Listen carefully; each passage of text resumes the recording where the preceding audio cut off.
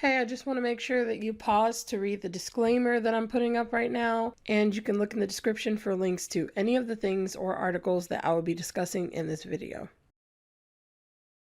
So let me get this straight. You discovered a whole new phenomenon, named it, and then you said it isn't about the person you named it after. That's like discovering an entirely new species, naming it, and then going, oh, don't call it that. That's not what it's called.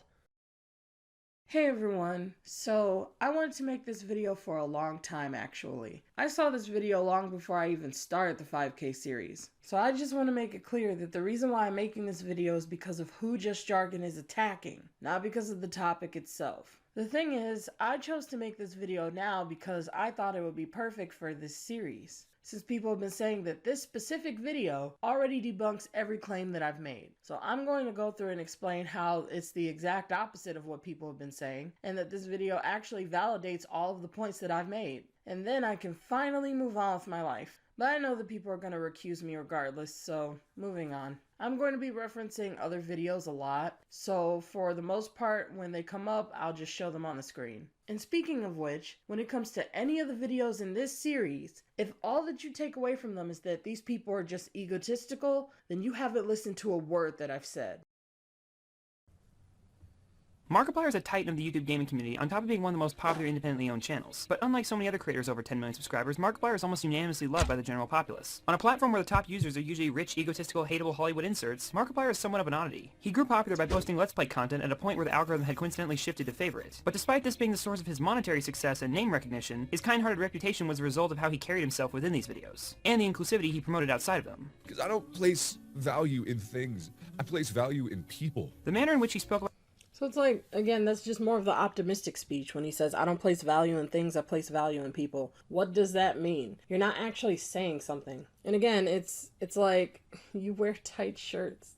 I'm just saying, it's a vain thing to do. Like, he's not like some sort of, Buddhist monk or something who shaves his head and just goes lives in a temple or something. Like, he clearly cares about some physical things. But he's like saying, I don't care about the value of things, I care about the value of people. Anyone can say that. It doesn't mean anything. Because if you truly cared about people, then why would you tell people to go to a store and buy everything from people who actually need it more? Why would you not, actually discuss the virus and how it's going to affect human lives? There were people in his comment section who said, hey, you got Korean parents, like, can you tell us what's going on in Korea? Like, I'm sure that they would know some information. He didn't talk about any of that. about his fans and how he viewed YouTube entirely helped instill a strong sense of community within his audience. Literally, and I'll prove it. But it was his verbiage in particular that drove the point home, because he never directly equates himself to this community's leader, quote-unquote. I am a doofy, pantsless gamer from podunk nowhere, and somehow I managed to amass a community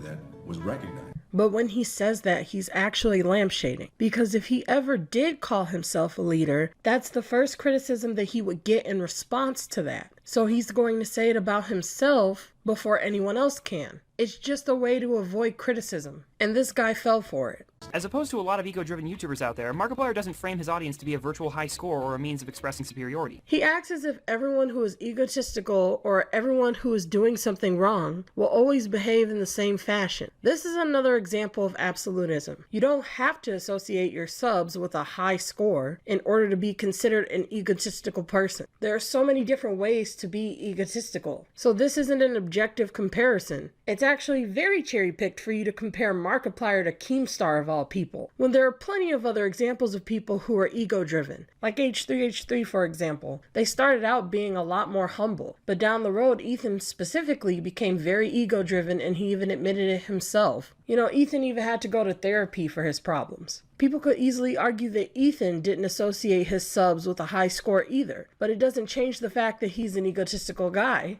And yet, even though we all know that Just Jargon is well aware of this comparison, he picks the bottom of the barrel instead to juxtapose with Markiplier, because he's trying to paint a false narrative. He's very biased in this video, and it's very telling. There's a lot about these YouTubers that people don't know. People need to keep in mind that everyone is controversial in some way or another. Most people don't show it because it's controversial, which is going to cause problems. And when you do suppress controversy, it's going to come out in other ways. that's where we get passive aggressive behavior from, and most people are passive aggressive. And it's because when you make every attempt to suppress your true thoughts, feelings, and who you truly are, it will always come out in another way. As opposed to a lot of ego-driven YouTubers out there, Markiplier doesn't frame his audience to be a virtual high score or a means of expressing superiority.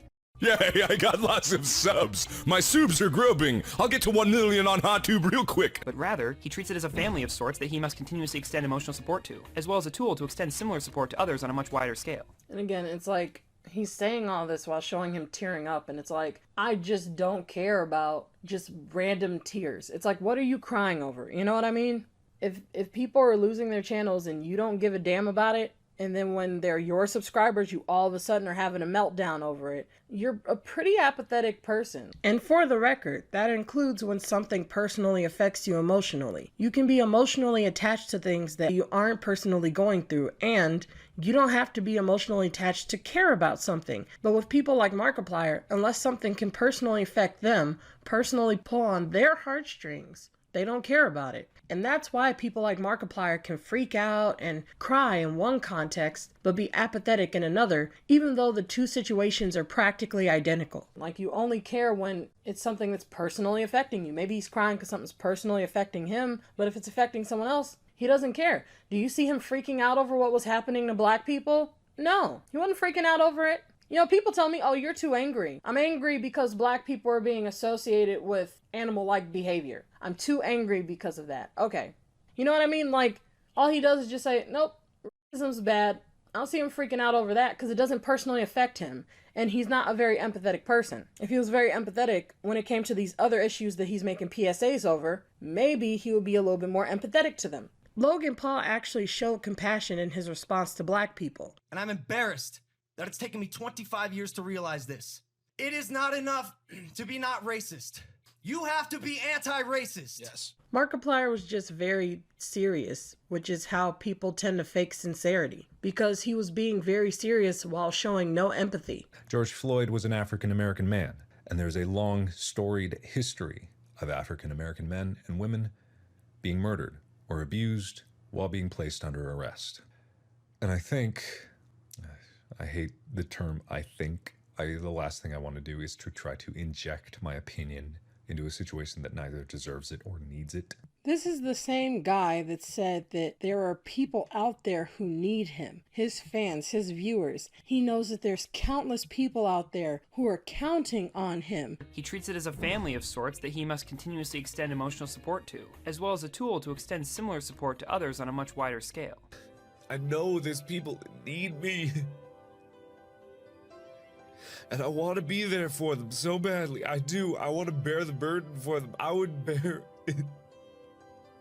And he wants to help them all. He cried his eyes out saying it. And yet here he is saying, nah, they don't need my opinion, nor do they deserve it. I'm pretty sure that they need it. You're an influencer with 25 million subscribers. And remember, this is a guy who regularly bawls his eyes out over so many different things. So that's actually very odd for him to be so detached about human suffrage. And it's even more telling how insincere his video was, because Logan Paul showed that you can be serious and empathetic at the same time. Condemn those who feign superiority because of the color of their skin.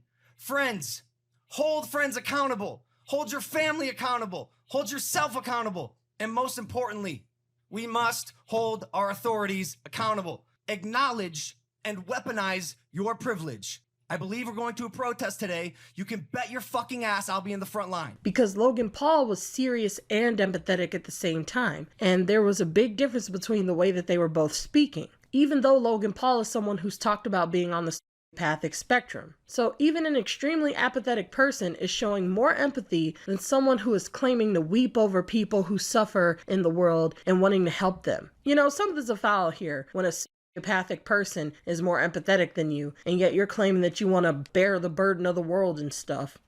I know there's people that need me. And I want to be there for them so badly. I do. I want to bear the burden for them. I would bear it. When he addresses his large... Like, this is why I unsubscribed to him, because when he says stuff like that, and then he did the videos that I already did videos on, I'm just like, you're such a hypocrite. Like, you're a liar, honestly. Because you're not being there for the people who really do need you. The thing that people don't understand is that, they say, well, he donates to charity. That means that his money is doing something for people. What is he doing for people? Because again, he's misinforming people when he does these PSAs, and he makes these social situations worse. He makes them worse. As Logan Paul said, you need to be anti-racist. He was not being anti-racist in that video. You need to be more thoughtful when you're giving people advice on a pandemic. So yeah, it's an apathetic thing. Subscriber count, it's always done so in a manner that takes the focus off himself. Anyone can do what I have done. And makes the individual viewer watching feel as if they themselves are an equally important part of a strong and positive community that is directly making an impact on the world, which comes off as selfless and reflects positively on him as. And that's the key word. It comes off as selfless. And the reason why I'm mentioning that, and will later explain it, that Markiplier wears tight t-shirts, is because even the image on the screen right now is showing someone who is grooming themselves, and Just Jargon is associating that with vain mentality, because when you are grooming yourself, it means that you do care about your appearance. You do care about physical things. I'm not saying this to be, nitpicky, even though some people are going to look at this on the surface and not what I'm actually trying to say. But grooming yourself is a very materialistic thing to do. Yet he claims to not care about material things, so he's lying. And the saddest part is there's nothing wrong with caring about your appearance. There's nothing wrong with caring about physical things. It's just stigmatized. So rather than go against the grain and show that it's okay to like some material things and spend your money on some frivolous things like a nice chair or a nice computer or this or that, he instead says he doesn't place value in things. So just going back to this picture, it's someone who's grooming themselves, but he actually does that in real life. So why show this image when it's just contradicting everything that you're saying? Again, he shows off his muscles very often. So I guess what I'm trying to say is showing this image and insinuating that it doesn't apply to Markiplier is the literal definition of doublethink, which is a conclusion that you draw through cognitive dissonance. And cognitive dissonance, spoiler alert, is something that Just Jargon is going to be talking about a lot in this video, but he has no idea what it means. So I'm just pointing it out here before he even mentions it, that this is an example of Just Jargon having cognitive dissonance in doublethink without even realizing it. So anyway, back to whatever I was saying. It comes off as selfless. But again, actions speak louder than words. And his actions, they're selfish. He only cares when things are personally affecting him. That is by definition a selfish thing to do. And a lot of people are like that. I keep saying this is not, I always cut in to say this type of stuff because I don't want people to just think that it's just him. A lot of people do that. It's still wrong and people should not do that. But most people don't have 25 million subs. So that's why I made the video about it. Because he actually does have a responsibility since he wants to have his words impact people. He may say, I don't want to be a role model. Well, when you're getting on a screen and telling people, this is what you need to do during the pandemic, you're kind of making yourself a role model because you're giving people advice. When you get in front of a screen and tell people how to react to racism, you're making yourself a role model because you're giving people advice. You can't give out. I'm so tired of these fucking YouTubers trying to give advice and tell you their opinions, and then they say, but don't make me a role model. I want you to listen to me and agree with me, but don't make me a role model though. I want you guys to follow what I'm saying, but don't make me a role model. Anyone can do what I have done. Anyone can do what I have done. Anyone can do what I have done. But it's because of the fact that almost no one can do what he's done that he has such an important responsibility as an influencer. So of course he'd say the exact opposite since he's someone who doesn't want to take responsibility for his actions. I want you to go donate to this charity, but not because I'm a role model. I'm just telling you to do something. No, you're making yourself a fucking role model at that point. If you want people to listen to you, you want them to listen to your advice, you're making yourself a role model. Saying you don't want to be one, and that's why they keep saying, I don't want to be one. They don't say that they aren't one. They say they don't want to be one. So in other words, what they're really saying is, I don't want the responsibility, on the negative end of being a role model. I don't want to be held accountable for the advice that I'm giving because you can only hold me accountable if I'm a role model. But if I'm not a role model, then I'm just another person sharing my thoughts out there. It's like, No, you're responsible for what the fuck you have to say. You are responsible for what you have to say. Why else would you not want to be a role model? Why else would you say it? Not like whether you want to be one or not. Why do you keep telling people that? The only reason why people keep saying shit like that is because they don't want to be held responsible for what they have to say, which makes me wonder, what are your problems in life? Because honestly, if you have an issue, why not work on it? I've said this before with the iDubbbz video. Why not work on your issues? Instead, you just don't want to be held accountable for that. And that's very telling as to what kind of person you are in real life. It's a very juvenile thing to do, honestly.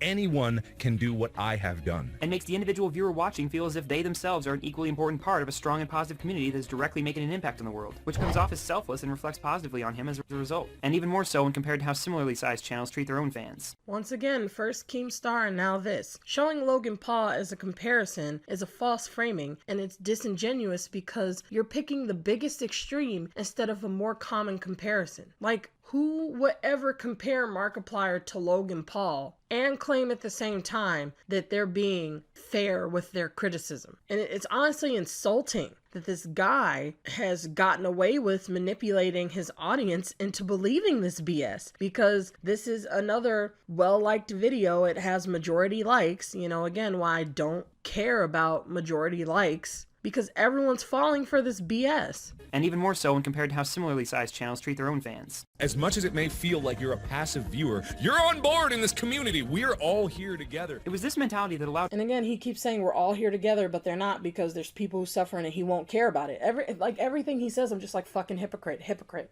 Mark becomes widely loved as he has, combined with the fact that he consistently organizes events such as charities, which give a direct outlet for the group power that he emphasizes so much. There's a live stream going on right now, and you're not watching it! This is still up, by the way. And that was it, because I used to make these stupid videos like when we were doing live streams on Twitch, and yet like this is still up here. Like, so if someone watches it, like what the fuck are they looking at? Like, why is this immortalized? And while it's not unheard of for large channels to treat their fan base in this manner, Markiplier is one of the most easily recognizable examples of it. So that being said, let's just coin this the Markiplier mentality. The concrete definition for which will be viewing one's fans as a community of people that can and should be used as a tool for positive means, both for the members within it as well as those outside it. The one who acquired this fan base, however, is seen only as its humble guide rather than leader, and despite being responsible for this community... Again, keyword who seems. He keeps saying who seems, not their leader. Well, who are they listening to? Who are they being influenced by? You are the literal definition of a leader, whether you want to be one or not. If people are listening to you, and if they're following you, if they're hanging on your every word, you are a leader. If you don't want to be one, then stop fucking leading, okay? Like, that's the only time that you can say you're not a leader, is if you stop. But if you're going to keep doing it, then take responsibility. I don't have a problem with him being a leader. You can't be a leader, make mistakes, and then not be responsible for them because everyone's going to make up excuses for you. You guys aren't going to give me that courtesy, but you're going to give that to him. I don't want that courtesy, by the way. You know, I think that it is important that I have to respond to a poorly thought out video. I don't like having to do it because I still think everyone's stupid about why they're mad about it, but that's part of the consequence of having to share your opinion. People are going to criticize it and you got to respond to it. I understand that. That's why I'm making this response right now. I don't like it. I don't think it was a legitimate reason to be mad, but I know that it comes with the territory, and I'm not going to sit here and be like, I shouldn't have to answer for the things that I say. Even in a situation like this that isn't legitimate, I'll still fucking answer to it, even if I don't like it. But him, on the other hand, let's all give him a free pass for Markiplier, free pass because it's Markiplier, and we're all under the fucking halo effect of this toxic positivity bullshit. He sounds positive, it looks positive, it's feel-good music, it's a feel-good video, so what could ever be wrong with it? Well, a lot, actually. If you haven't figured that out by now, then you're either not watching or you're just dumb. That individual is interchangeable, and the audience they have acquired says nothing about their character or personal value. Granted, the audience that they've acquired says nothing about their character or their personal value. Yeah, it does. And I actually made a video on that with the PewDiePie thing, where I said the audience that you cultivate says a lot about who you are as a person. Same thing happened with iDubbbz. You know, he had a lot of people in his fan base who did refer to women as sluts and, you know, have like bigoted things that they have to say. Same thing with PewDiePie. They have a lot of bigoted things that they believe because he paid for poor people in another country to say things. So you are responsible for that audience, but you're not a role model. It's not like people are, believing in you and thinking that you agree with their messages because you're not being descriptive about what you believe in while commenting on controversial issues. No, it's not responsible at all. Yeah, okay. But I am. I'm responsible, but these big YouTubers with tens of millions of subscribers, they're not. 100 million, nope. That if a person were to follow this thought process, it would be more than easy to drop the latter half of the definition and see themselves as an extremely kind and charitable person for the positive role they see. Keywords, see themselves as an extremely kind and charitable person. But that's not the case, and that's the other thing I want to get into. That donating to charity does not make you a good person, okay? I don't know when this fucking trend started where people think donating to charity makes them a good person, but there's a lot of fucked up people who donate to charity. Primink is one of them. He donated to charity and he's a piece of shit. Stephanie Sue is another one. Or at least she claimed to donate to it. We didn't see the receipts. But she fucking claimed to donate to charity and she convinced the world that a homosexual man is a predator. 10 million people think that a homosexual flamboyant male raped her, and she didn't take real accountability for that message that she spread. But she donated to charity, so it's all okay. PewDiePie's donated to charity several times, and he paid for poor people in another country. Isn't that the funniest thing? Someone who donates to charity pays for poor children to say anti-Semitic things. Doesn't get any more selfless than that now, does it? That's a really nice person right there. You're such a kind and empathetic individual because you donate to charity. Yeah, because, that makes sense. It's like people don't understand that there are benefits for donating to charity. It is not a selfless act. They say, oh, I helped all these people, I'm a good person. So donating to charity will give you social favor. It gives you fame in a sense, and it gives you adoration from people when you donate. So that's already a benefit there. It helps you socially. And then on top of it, you can even get tax benefits from it. Like right here, it says, a gift to a qualified charitable organization may entitle you to a charitable contribution deduction against your income tax if you itemize deductions. You must itemize in order to take a charitable deduction. Make sure that if you itemize, your total deductions are greater than the standard deduction. And that's why you don't hear about people donating to science as much as they donate to charities. But no one talks about that part. Nobody talks about that part. They all make it seem like it's this completely selfless act. They act like it doesn't make people think that they're this great person. It doesn't, help them to avoid criticism for their actions. They act like it doesn't help them socially in any way whatsoever, and that they don't get tax benefits. They act like people don't donate more money to them. People give you more money oftentimes when you're donating to charity because in their mind, they're like, oh, I'm giving money to someone who's going to give to these charities so that I don't have to. And by give, I don't mean donate when it's a charity video. I mean support their Patreon or any other avenue in which they make their income. More so because it's a charitable person and not because of what they're actually doing. Even though those avenues are going to the person and not a charity. So you end up making more money in your profession because you donate to charity. It doesn't matter if you start off donating to charity, before a whole bunch of people know who you are. You still get benefits from it as you continue to do it.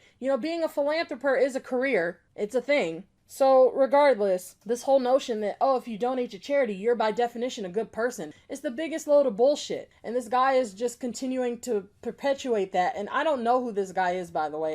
His name's just Jargon. I don't know him. I just saw this video randomly, on the sidebar of one of my videos. And I was like, oh, what does that mean? Markiplier mentality. But already, in the past 3 minutes, it's just an infuriating video. Themselves having in other people's lives. But regardless, when taking Mark's words at face value, this is how the Markiplier mentality would be defined. Now, it's debatable whether or not this is how Mark himself actually views his fans, or whether it's just an intentional act to please the masses. So then he says this part, and that is a legitimate thing to bring up, but it's like he spends the rest of the video kind of shooting it down. It's like he's like, okay, some people may say this, but... Shares has been a little low this month. I don't know if you guys knew that. And while I can't point to any specific example, rumors have circulated that Mark is somewhat egotistical in regards to his success. Mark, I can't point to any examples, but he seems to be more egotistical in terms of his success. Well, again, it's literally a vain thing to show off your muscles and shit. I mean, even this picture he's doing, I just noticed that. It's just like, there's a such thing as behavioral patterns. And so if somebody's gonna show off something like that, they clearly think highly of themselves. It doesn't matter how much they tell you, I'm stupid and ugly. If you really think you're so stupid and ugly, then why do you keep showing yourself off? Seriously. Why? Not to mention that the very first part of Just Jargon's video told the truth of his opinions on Markiplier. This was his opinion all along. On a platform where the top users are usually rich, egotistical, hateable Hollywood inserts, Markiplier is somewhat of an oddity. He grew popular by posting Let's Play content at a point where the algorithm had coincidentally shifted to favor it. But despite this being the source of his monetary success and name recognition, his kind-hearted reputation was a result of how he carried himself within these videos, and the inclusivity he promoted outside of them. About his fans and how he viewed YouTube entirely helped instill a strong sense of community within his audience. Literally, and I'll prove it. And I'll prove it. Which does clash a bit with how he chooses to portray himself publicly. It wouldn't be surprising for anyone in his position, but it's hearsay at this point because it's unconfirmed and that's not where the problems lie anyway. Whether or not the Markiplier mentality— There is evidence. It's right here. I am still going to be making videos because you guys are going to need something to watch while you're tucked away from the world. He said that publicly. I'm going to be playing video games because you need something while you're tucked away at home. You're not playing video games because they need like you're pretending as if it's selfless when it's not. It's not a selfless act. That's your job. What are you talking about? That's evidence right there. He views himself as this like messiah who's like selfless and he's this nice person who can do no wrong. He just cares about everyone. It's all in his head. Like he's just bullshitting himself because the reality is that that's the same video where he's sending people to their fucking deaths and not taking responsibility for it. is something Mark himself truly believes or not is irrelevant because the issues lie with the impact that it's had. Markiplier himself may or may not be greedy, ego-driven, or any number of things, though no one knows for sure. But this should highlight the— He may not, though no one knows for sure. Yeah, you're not being neutral when you say this shit. Like, people don't understand that neutrality is a facade. Neutrality is a facade. It doesn't actually exist. Everyone has an opinion, okay? So when you pretend as if you're neutral, this is part of toxic positivity, where a lot of people try to be neutral on stuff because that's the more positive thing to do. If you pick a side, it's more negative, you know? Unless both sides are happy and you're choosing between this color toy or this color toy, you know, if it's actually something controversial on someone's behavior, if you actually pick a side, that's negative. So if I'm neutral, I'm positive in the short term. But what if he's ego-driven? Then this whole definition of your Markiplier mentality is wrong because it would change your entire definition. So that's why you shouldn't be neutral on it, because that's actually the core factor to what that definition is. But you're doing it because if you actually pick a side, you're going to be viewed in a negative way and everyone's going to have an issue with it, like how people have an issue with me right now.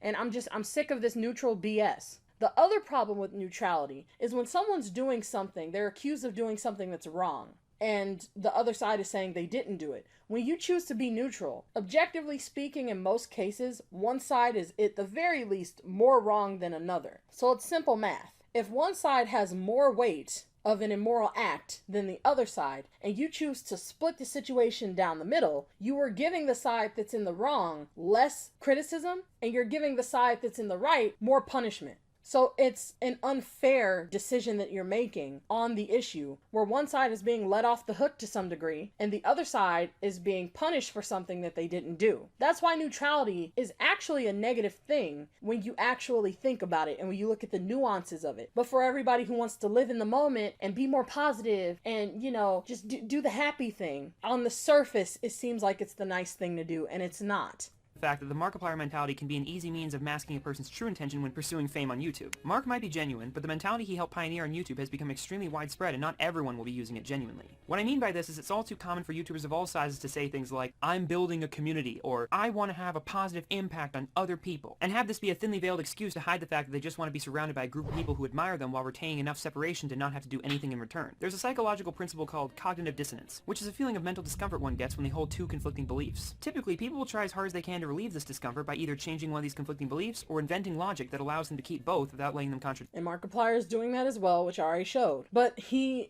showed his real opinion just a minute ago, if you notice, like right when I hit play. He's saying, oh, you know what, Markiplier, you know, his intentions might be like this, but other people are using it in a way that's, you know, not that good. So that means that you don't think that he's one of those people, or else you wouldn't spend so much time distancing him from the way that everyone else is using it. You're saying that everyone else is using cognitive dissonance, but you're saying that he probably isn't, or he might not, or he might, but he might not. But most people are, but he might or might not. It's funny because I was talking to one of my friends about this, and she phrased it perfectly. She said, so let me get this straight. You discovered a whole new phenomenon, named it, and then you said it isn't about the person you named it after. That's like discovering an entirely new species, naming it, and then going, oh, don't call it that. That's not what it's called.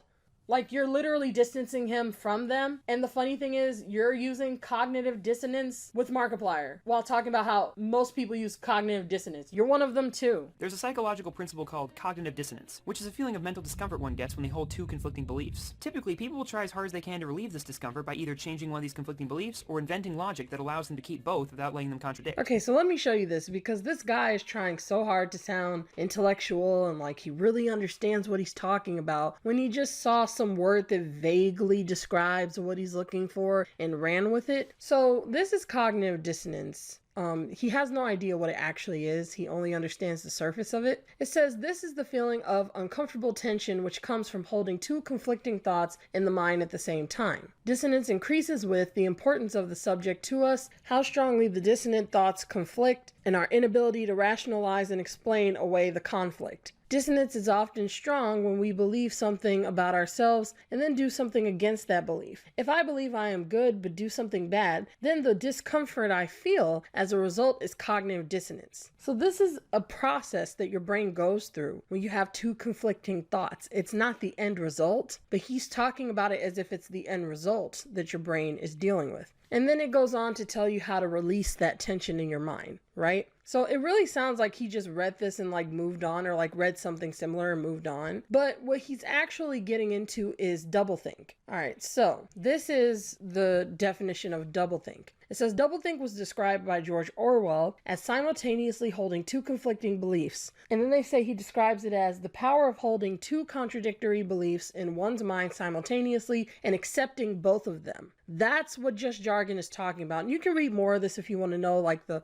full definition. I haven't made a video on it yet, so I don't have anything to point to, but that's a whole subject within itself to talk about. The point is, he's talking about doublethink and not cognitive dissonance. So in a sense, he's misinforming people, because when you mention cognitive dissonance, I guess the easiest way I could explain it is that cognitive dissonance is the process that your brain has to go through in order for you to develop doublethink. It does not mean that if you have cognitive dissonance, you will end up having doublethink. It's just one of the possibilities that cognitive dissonance can lead to. But he's defining it as if cognitive dissonance is doublethink. So if you have cognitive dissonance, you're going to end up with doublethink as long as you keep it. And that's not the case. We can have conflicting thoughts on something and not fix it or result in doublethink. Sometimes we can just hold on to a thought and continue to ruminate on it, if that's the right word, until it, until we understand it better. Sometimes you can just continue to feel that way. So the point is, he doesn't know what the fuck he's talking about, and it's just, again, this video is just awful all around. But I want to explain that for people since they just got misinformed by this guy who has no idea what he's talking about. So yeah, I'll go back to whatever I was saying.